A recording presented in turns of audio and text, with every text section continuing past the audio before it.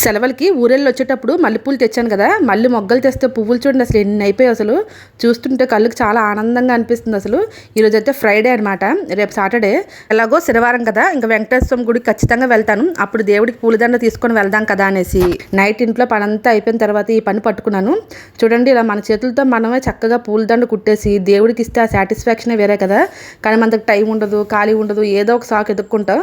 ఏం కాదు, మనం ఫోన్ చూసి టీవీ చూసి ఆలతీలతో ముచ్చట్లు పెట్టే టైంలోని చక్కగా ఎంత అందమైన దండ దేవుడికి కుట్టిస్తే అసలు ఎంత బాగుంటుంది. నేనైతే ఇక్కడ మాల కట్టలేదు, ఏకంగా దండే కుట్టిస్తాను అనమాట. దగ్గరికి సూదేసి కుట్టిస్తాను, ఎందుకంటే ముద్దగా అందంగా ఉంటుంది కదా. అదే దండ అనుకోండి సాగిపోద్ది. వెంకటేశ్వర స్వామి వారికి అయితే ఒక దండ అయితే కుట్టేశాను. ఇప్పుడైతే టైం 10:30 అయ్యింది. ఇంకా అమ్మవారికి కూడా కుడదాం కదా, 10:30 కదా అయ్యింది. మరొక గంటలో అయిపోద్ది, 11:30 కల్లా పడుకుపోవచ్చు అనేటట్టు కుట్టేసి నెక్స్ట్ డే మార్నింగ్ దేవుడి గుదిలోకి కూడా చిన్న పూలదండ కుట్టేసుకొని సాటర్డే పూజ అయితే ఇలా చేసుకున్నాను. చూడండి ఎంత బాగుందో. Thanks for watching.